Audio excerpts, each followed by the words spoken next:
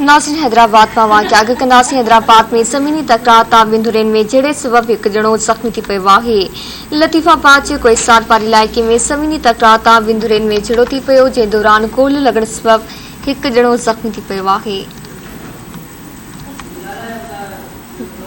गोली लॻण सबब ज़ख़्मी सजाद खे तिबी इमदाद लाइ अस्पताल मुंतक़िल कयो वियो। पुलिस चवण त ॿिन्ही धुरनि में केतिरी अरसे खां ज़मीनी तकरार हलंदड़ आहे। पुलिस मौत से फायरिंग कंदड़ जवाबदार जी गिरफ़्तारी लाइ कोशिशूं कई पियूं वञनि। ख़बर वासां हैदराबाद मां शेयर कयूं पिया। हैदराबाद में ज़मीनी तकरार तां ॿिनि धुरनि में जहिड़े सबब हिकु ॼणो ज़ख़्मी थी पियो आहे। लतीफ़ाबाद जे कोहिसार वारे इलाइक़े में ज़मीनी तकरार तां ॿिनि धुरनि में झड़ो थी पियो, जंहिं दौरान गोली लॻण सबब हिकु ॼणो ज़ख़्मी थी पियो आहे।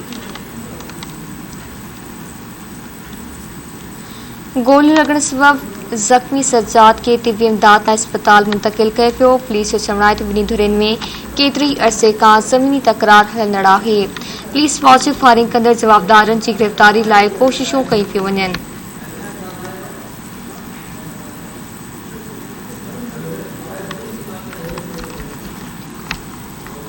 हैदराबाद मां ख़बर वास शेयर कयूं पिया। हैदराबाद में ज़मीनी तकरार तां ॿिनि धुरनि में जहिड़े सबब हिकु ॼणो ज़ख़्मी थी पियो। लतीफ़ाबाद जे कोहिसार वारे इलाइक़े में ज़मीनी तकरार तां ॿिनि धुरनि में झड़ो थी पियो। हैदराबाद मां तफ़सील मालूम कंदासीं। शबीर अबड़ो खां। जी शबीर, आगाह कजो। जी बिल्कुल, हैदराबाद में लतीफ़ाबाद जे कोहिसार वारे इलाइक़े में ज़मीनी तकरार तां झड़ो थी पियो, जंहिं नतीजे में हिकु ॼणो ज़ख़्मी थी पियो आहे। ज़ख़्मी नौजवान खे हैदराबाद जी सिविल अस्पताल मुंतक़िल कयो वियो आहे।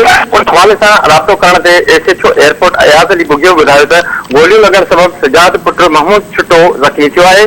पुलिस ॿुधायो त ॿिन्ही धुरनि में काफ़ी अरसे खां ज़मीन जे मामले तां तकरार हलंदड़ आहे। वधीक मामले जी जांच कई पई वञे। एयरपोर्ट पुलिस जो चवणु आहे त फायरिंग जे वाक़े में मुलविस जवाबदारनि जी गिरफ़्तारी लाइ कोशिशूं कयूं पयूं वञनि।